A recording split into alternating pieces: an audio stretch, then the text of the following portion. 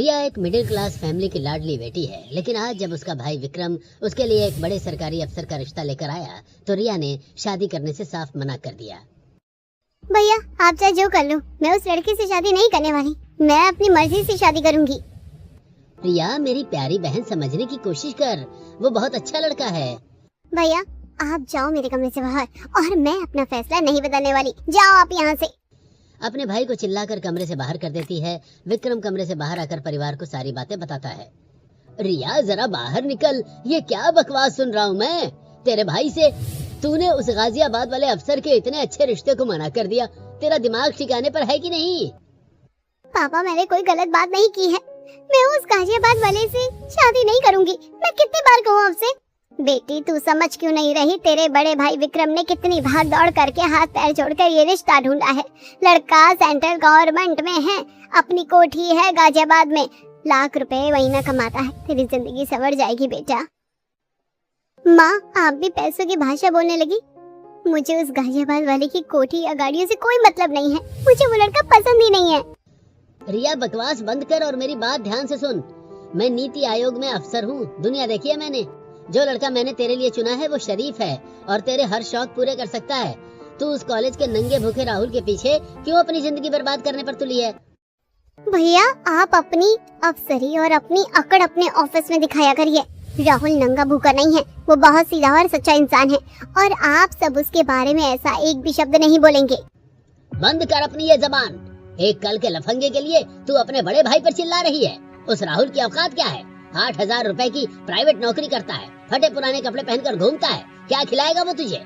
प्यार पैसों से नहीं होता पापा। राहुल अभी गरीब है तो क्या हुआ, वो मेहनत कर रहा है। हम दोनों मिलकर काम करेंगे, एक दूसरे का सहारा बनेंगे। हाय राम, ये लड़की तो हमारी जान लेकर छोड़ेगी। अरे रिया तूने कभी दुख देखा है? इस घर में तेरे पास 4 कमरे हैं, अपना पर्सनल एसी वाला कमरा है, प्राइवेसी है, नौकर है। उस गरीब के घर में तो तू एक वक्त की रोटी के लिए तरसेगी। रिया मेरी प्यारी बहन, इमोशनल होकर फैसले नहीं लिए जाते। प्यार से पेट नहीं भरता। जब घर में राशन नहीं होता और बिजली का बिल भरने के पैसे नहीं होते ना, तो ये प्यार खिड़की के रास्ते बाहर भाग जाता है। मेरी बात मान, उस लड़के को भूल जा। मैं राहुल को कभी नहीं भूलूंगी। अगर आप लोगों ने मेरी शादी राहुल से नहीं की तो मैं साफ कह रही हूँ, मैं इस घर से भाग जाऊंगी, जहर खाकर मर जाऊंगी, पर किसी और की नहीं होंगी। अच्छा तो अब तू हमें धमकाएगी, जहर खाएगी तू? ठीक है, फिर सुन ले रिया, अगर तूने उस फकीर राहुल से शादी की तो आज के बाद तेरा इस घर से कोई रिश्ता नहीं होगा। हम समझ लेंगे कि हमारी बेटी मर गई। अरे रमेश जी ये क्या कह रहे हैं आप? अपनी ही बेटी को कोस रहे हैं। रिया बेटी पापा के पैर पकड़ ले, मान जा मेरी बच्ची। नहीं माँ, जब पापा ने कह ही दिया है कि उनके लिए उनकी बेटी मर गई है तो अब रुकने का कोई मतलब नहीं है। राहुल दिल का सच्चा है और मैं उसी के साथ रहूंगी। ठीक है रिया, तुझे अपनी मनमर्जी का शौक है ना, तो जा जी ले अपनी जिंदगी उस फकीर के साथ। पर याद रखना, जब मुसीबत आएगी और तेरा दम घुटेगा ना, तो इस घर के दरवाजे तेरे लिए हमेशा के लिए बंद मिलेंगे। मुझे कभी आपके इस महल जैसे घर की जरूरत नहीं पड़ेगी। मैं राहुल के साथ उसकी एक छोटी सी झोपड़ी में भी खुश रहूंगी। रिया गुस्से में घर छोड़कर राहुल के पास जाती है। राहुल फटे पुराने कपड़े और चप्पल पहने खड़ा था। रिया को देखकर, रिया तू सच में अपना इतना बड़ा घर छोड़कर मेरे पास आ गई?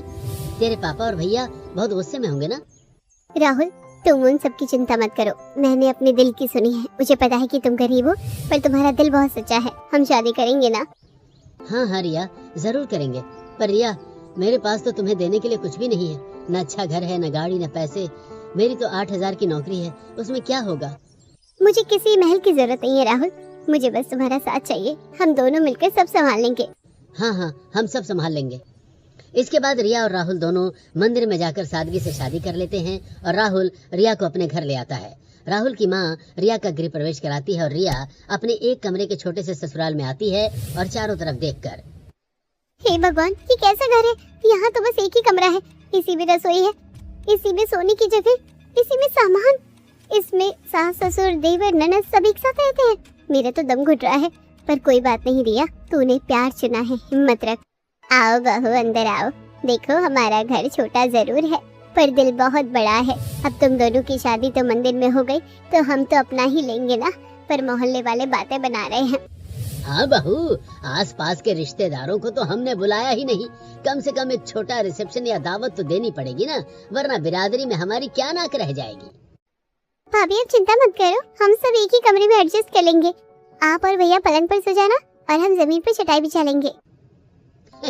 हाँ भाभी, हम तो रोज जमीन पर ही सोते हैं, आपको भी आदत पड़ जाएगी। जी जी माँ जी, जैसा आप लोग कहें। रिया अपने एक कमरे के ससुराल को देखकर घबराई हुई होती है, तभी सास शांति देवी का पुराना कीपैड फोन जोर जोर से बजने लगता है। हाँ माता जी प्रणाम। हाँ मैंने बताया था ना, राहुल ने अपनी पसंद से शादी कर ली है। जी अम्मा जी, राहुल बहू को घर ले आया है। क्या कहा?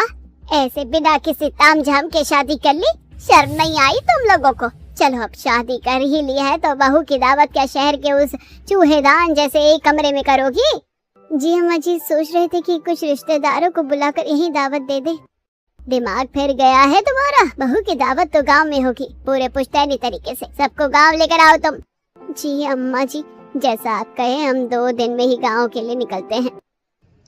शांति देवी फोन काट देती हैं। अब रात को जैसे तैसे बीत गई है, लेकिन असली मुसीबत अगली सुबह होती है। एक कमरे के छोटे से मकान में 6 लोगों का रहना कोई आसान खेल नहीं था। अगली सुबह, हे भगवान, सुबह के 6 बज गए हैं। मुझे वॉशरूम जाना है पर पूरा परिवार इसी कमरे में जमीन पर सोया पड़ा है।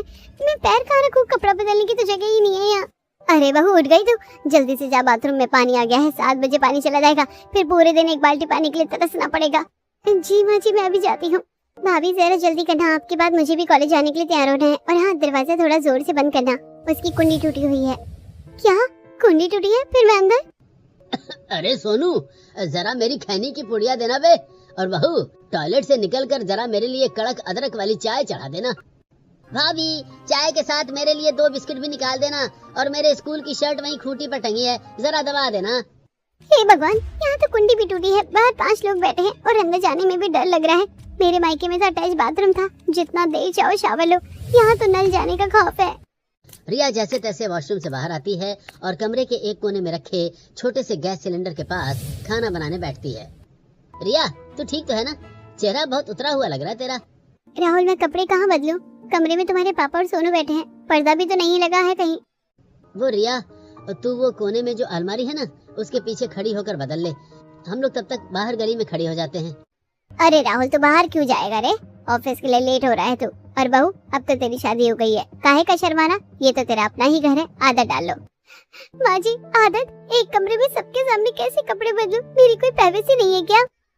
लो, आते ही नखरे शुरू हो गए। हमारे जमाने में तो 10-10 लोग एक कमरे में रहते थे। बहू, जरा चाय जल्दी लाओ। क्या सच में पापा सही कहते थे? क्या मैंने बहुत बड़ी गलती कर दी? यहाँ तो सांस लेने की भी जगह नहीं है। शहर के उसे एक कमरे के घुटन भरे माहौल में जैसे तैसे एक दिन गुजर जाता है। अगले दिन पूरा परिवार बोरिया बिस्तर समेटकर ट्रेन में बैठकर गांव के लिए रवाना हुआ। लेकिन गांव जाने वाली लोकल पैसेंजर ट्रेन में डिब्बे खचाखच भरे हुए थे और ट्रेन में भीड़ में लोग एक दूसरे पर गिरे जा रहे थे। राहुल, यहाँ खड़े होने की भी जगह नहीं है, लोग धक्का मार रहे हैं, मेरे दम घुट रहा है। रिया, थोड़ा सा एडजस्ट कर ले, बस 2 स्टेशन और बचे हैं। गांव पहुंचकर बहुत सुकून मिलेगा, चिंता मत कर। अरे बहू, ट्रेन में तो ऐसा ही होता है। अब तू एसी ट्रेन और बस की आदत छोड़ दे। देख बाहर कितना पानी बरस रहा है, बारिश तेज हो गई है और गांव के रास्ते बंद हो जाएंगे। हाँ भाई, बारिश रुकने का नाम ही नहीं ले रही, हवा भी तेज चल रही है। भगवान करे गांव पहुंचते पहुंचते रास्ता न डूब जाए। सब लोग भीगते हुए कीचड़ से सने रास्तों से होकर गांव के घर के सामने पहुंचते हैं। रिया की नजरें किसी बड़ी हवेली को ढूंढ रही हैं, लेकिन सामने सिर्फ एक छोटी पुरानी सी एक कमरे की कच्ची पक्की कोठरी खड़ी है। हे भगवान, ये क्या है? राहुल, तुमने तो कहा था कि गांव में बड़ा पुश्तैनी घर है, ये एक कमरे की कोठरी किसकी है? रिया, वो असल में हवेली तो पहले हुआ करती थी। अरे बहू, हवेली तो थी, पर दादी के 8 बेटे हैं ना, दादी ने सबके हिस्से कर दिए। सब चाचा ताऊ अपने अपने हिस्से बेचकर अलग अलग हो गए हैं, शहर चले गए। दादी अकेली बची है तो उनके हिस्से में बस यही एक कमरे की कोठी बची है। तभी कोठरी से राजेश्वरी जी बाहर निकलती हैं। उन्हें देखकर शांति जी और रिया उनके पैर छूती हैं। आ गए सब लोग। ए बहू, मुंह क्यों लटका रखा है तूने? इस एक कमरे की कोठरी को देखकर नाक मत सिकोड़। भले ही रहने को एक कमरा है, पर बाहर 5 बीघे के हरे भरे खेत है मेरे पास। जो बहू मेरी सेवा करेगी उसी के नाम खेत करूंगी। हे भगवान, यहाँ भी वही एक कमरा और छत से तो अभी भी पानी टपक रहा है। मैं किस मुसीबत में फंस गई? भाभी देखिए, बारिश तेज हो गई है, छप्पर से पानी अंदर आ रहा है। सामान कहाँ रखे? अम्मा, रास्ते में पानी भर गया है, गांव का नाला बहने लगा है, अब तो कोई गांव से बाहर भी नहीं जा सकता। एक कमरा, टपकती छत और चारों तरफ पानी, अब मैं कहाँ जाऊँ? गांव के उस एक कमरे की कोठरी में अभी पूरा परिवार पहुंचा ही था कि आसमान में काले बादलों ने डेरा डाल लिया। तभी गांव में राजेश्वरी जी के न्योते के बाद आसपास के गांवों से रिश्तेदारों का आना शुरू हो गया। उन्हें देखकर माँ जी, ये क्या हो रहा है? ये इतने सारे लोग कहाँ से आ गए हैं? 10-12 लोग समझ आते हैं, पर ये तो 100-150 लोग कौन है? अरे बहू, ये कोई पराये थोड़ी है, ये तो दादी के 8 बेटों का कुनबा है। पोते पोतियाँ, बहुएं, नाती पोते सब तेरी दावत खाने आए हैं। पर माँ जी, इस एक कमरे के घर में 150 लोग कहाँ रहेंगे? यहाँ पर तो पैर रखने की भी जगह नहीं है। ए बहू, गांव देहात में ऐसे ही होता है, कोई रिश्तेदार बिना खाए नहीं जाएगा। और सुन, बारिश से ट्रेन बस सब बंद हो गई है, अब ये 150 मेहमान 4-5 दिन यहीं रहेंगे। अरे नहीं बहू, 150 लोगों का खाना बनाना है, भट्टी सुलगा जल्दी। हे भगवान, एक कमरे का ससुराल और 150 मेहमान, ये क्या ही मुसीबत में फंस गई हूँ मैं। बारिश का पानी छप्पर से टपक रहा था, रास्ते डूब चुके थे। एक कमरे के घर में 150 मेहमानों का ऐसा तांडव मचा कि चारों तरफ चीख पुकार, धक्का मुक्की और अफरा तफरी फैल गई। रिया अकेली भट्टी और बर्तनों के बीच पिस रही थी। हे भगवान, एक कमरे के अंदर और बाहर छप्पर के नीचे 150 लोग ठूसे हुए हैं। बच्चे एक दूसरे के ऊपर गिर रहे हैं, बूढ़े खाट पर पड़े हैं, आदमी ताश खेल रहे हैं और औरतें कैसे जमीन पर बैठकर चिल्ला रही हैं। अरे रिया, तुम शांत हो जाओ, कुछ दिनों में सब कुछ ठीक हो जाएगा। सही हो जाएगा? कैसे सही हो जाएगा? देखो तो कोठरी में इस एक छोटे से टॉयलेट के बाहर 30-40 लोगों की लंबी लाइन लगी है। लोग पेट पकड़कर एक दूसरे को धक्का दे रहे हैं और दरवाजे पीट रहे हैं। तुम शांत हो जाओ, तुम इन लोगों पर ध्यान मत दो। हाँ, नहीं दूंगी, लेकिन राहुल 150 लोगों का खाना भट्टी पर, इतने गंदे बर्तन, मैं इंसान हूँ या मशीन? अभी अपनी परेशानी राहुल को बता ही रही होती है, तभी बाहर से आवाज आती है। ए बहू, चाय में चीनी तेज डालना और हमारे 20 बच्चों के लिए गर्मा गर्म पकौड़े छान दे जल्दी। अरे पीछे हटो टॉयलेट की लाइन से, पहले मैं जाऊंगी, 1 घंटे से खड़ी हूँ लाइन में। बहू, 10 रोटियां इधर भी भेज, और मेरी धोती पर कीचड़ लग गया है, इसे घिस कर धो देना। भाभी, दादी की गाय, बकरी और मुर्गे चिल्ला रही हैं, उन्हें सानी दे आओ ना और गोबर भी उठा दो। 150 मेहमान, ऊपर से गाय, बकरी और ये कमरा, मेरा दम घुट रहा है। माँ जी, बहू, मेहमानों के सामने चिल्लाओ मत, चुपचाप 150 लोगों की सेवा करो, नई बहू को सब सहना पड़ता है। एक कमरे के उस घर में मूसलाधार बारिश और 150 मेहमानों का ऐसा जमावड़ा लगा कि हर तरफ चीख पुकार मच गई। कमरे के कोने से सटे टॉयलेट की बदबू, भट्टी का धुआं और रिश्तेदारों की न खत्म होने वाली फरमाइशों के बीच रिया अकेली पिस रही थी। तभी फिर से चाची की आवाज आती है। ए नई बहू, जरा चाय में चीनी तेज डालना, और भट्टी और पकोड़े पर चढ़े की नहीं अभी तक? चाची जी, अभी तो 150 लोगों की रोटियां सेकी हैं, बस 5 मिनट दीजिए। 5 मिनट क्या होता है बहू, एक कमरे के घर में 150 लोग ठूसे पड़े हैं, सब भूखे मर रहे हैं, जरा हाथ तेजी से चला। अरे अंदर कौन घुसकर बैठ गया है बे? 1 घंटे से 30 लोग लाइन में खड़े हैं, पेट में चूहे कूद रहे हैं, जल्दी बाहर निकलो। अरे टॉयलेट से निकल, सीधे कमरे में बिना चप्पल धोए कौन आ रहा है? पूरी चटाई गंदी कर दी। भाभी, दादी की गाय रंभा रही है और बकरियां चिल्ला रही हैं, उन्हें सानी पानी दे आओ ना जल्दी। भाभी, मेरे लिए भी 2 बिस्किट निकाल देना, और हाँ, मेरी शर्ट पर प्रेस घुमा देना। लो देखो, नई नवेली बहू के नखरे तो देखो, जरा सा काम क्या गया, मुंह फुलाकर बैठ गई है। चाची जी, सुबह 4 बजे से 100 बर्तन मार चुकी हूँ, अब तो पीठ में दर्द होने लगा है। अरे बहू, नई नवेली बहू है, अभी से काम नहीं करेगी तो आगे चलकर गृहस्थी कैसे सीखेगी? काम सीखेगी तभी तो नाम रोशन करेगी। देख बहू, रिश्तेदार सही कह रहे हैं, चुपचाप जाओ और पोखर से पानी लेकर आ, 150 लोगों के गंदे कपड़े घिसकर धो दे, और कपड़े धोकर आएगी तो सिलबट्टे पर तीखी चटनी भी पीस देना, मिक्सी का स्वाद अच्छा नहीं लगता हमें। अरे चाचा जी, इतने सारे लोगों के लिए आखिर कैसे सिलबट्टे पर चटनी पीस सकूंगी मैं? अरे बहू, हमारे यहाँ रिवाज है कि नई बहू को ही सारा काम करना पड़ता है, इतना बड़ा परिवार है हमारा, तुम घर गृहस्थी संभालना कैसे सीखोगी? यही तो शुरुआत है, अगर तुमने पहली रसोई में अच्छे से सब कुछ संभाल लिया तो आगे भी संभाल लोगी, चुपचाप काम करो। दादी की बात सुनकर रिया गुस्से में फिर से काम करना शुरू कर देती है। तभी राहुल वहाँ आता है। रिया, तू ठीक तो है ना? बहुत पसीना आ रहा है तुझे। राहुल, तुम जाओ यहाँ से, मेरा दिमाग मत खराब करो, अब मुझे समझ आ रहा है प्यार से पेट नहीं भरता, बस मैं काम कर लूंगी, तुम जाओ यहाँ से, मेरा दिमाग मत खराब करो। रिया का गुस्सा देखकर राहुल वहाँ से हट जाता है। दिन तो जैसे तैसे गुजर जाता है, लेकिन जैसे ही रात हुई तो बारिश और तेज हो गई। अब सबसे बड़ा सवाल था कि एक कमरे में 150 लोग सोएंगे कैसे? तभी अरे सब लोग एडजस्ट कर लो, 50 लोग कमरे के अंदर जमीन पर सो जाओ, 50 लोग आंगन के छप्पर के नीचे और बाकी खेत की तरफ खाट डाल लो। राहुल, यहाँ तो पैर रखने की जगह नहीं है, लोग एक दूसरे के ऊपर सो रहे हैं, मैं कहाँ जाऊँ? रिया, बस आज की रात सहले, बारिश की वजह से कोई वापस नहीं जा सकता। ए बहू, जरा पंखा मेरी तरफ घुमा दे, हवा नहीं आ रही है यहाँ। अरे कौन पैर पर पैर चढ़ा रहा है बे, जरा देख कर सो। एक कमरे में 150 मेहमान, टपकती छत, खर्राटों का शोर और गोबर की बदबू। मेरे पापा सही कहते थे, प्यार से पेट नहीं भरता। मैं इस एक कमरे के ससुराल में घुट घुट कर मर जाऊंगी। एक कमरे के घर की हालत बेहद अजीब हो चुकी थी। रात में सभी जैसे तैसे सो गए और अगले दिन सुबह होते जो सभी ने कोठरी में बने टॉयलेट पर धावा बोल दिया। रिश्तेदार टॉयलेट के बाहर गंदे चप्पल उतार रहे थे और सीधे कमरे के गद्दे पर आकर बैठ रहे थे। पास में ही रिया भट्टी के पास खाना बना रही थी। हे भगवान, ये कैसा इंतजाम है? इसी एक कमरे में सब सो रहे हैं, यही खाना बन रहा है और इसी कमरे के कोने में टॉयलेट है। लोग टॉयलेट से निकलकर सीधे आकर फर्श पर बैठ रहे हैं। मुझे तो उल्टी आ जाएगी इस गंदगी से। अरे हटाओ अपनी ये चप्पल टॉयलेट के आगे से। ए नहीं बहू, ला चाय, ला एक कप। चाची जी, मैं सुबह 4 बजे से भट्टी पर 150 लोगों का खाना बना रही हूँ, बर्तन मांज रही हूँ, थोड़ी देर सांस तो लेने दीजिए। लो सुनो इनकी बातें। नई नवेली बहू है तो क्या महारानी बनकर बैठी रहोगी? अरे बहू, अभी से सारा काम नहीं करोगी और हाथ पैर नहीं चलाओगी तो आगे चलकर घर गृहस्थी कैसे संभलेगी और काम कैसे सीखोगी? बिल्कुल सही कह रही हो। हमारे जमाने में तो नई बहुएं घर का सारा काम हंसकर संभालती थी। देख बहू, रिश्तेदार सही कह रहे हैं, नई नवेली बहू को ही काम करके सबका दिल जीतना पड़ता है और काम सीखना पड़ता है। काम नहीं करेगी तो सीखेगी कैसे कि नाम पर मुझसे 150 लोगों का चपड़ासियों जैसा काम करवाया जा रहा है। एक कमरे में टॉयलेट की बदबू और रिश्तेदारों के ताने, मेरी तो मत मारी गई थी कि जो मैंने राहुल से शादी की। दोपहर होते होते अब 150 मेहमानों के लिए नल में पानी भी खत्म हो चुका था और गंदे कपड़ों का पहाड़ खड़ा हो गया था। अब एक कमरे की कोठरी के बाहर हैंडपंप के पास 150 रिश्तेदारों की भारी भीड़ लगी है। गंदे कपड़ों की बड़ी बड़ी गठरियां पड़ी हैं।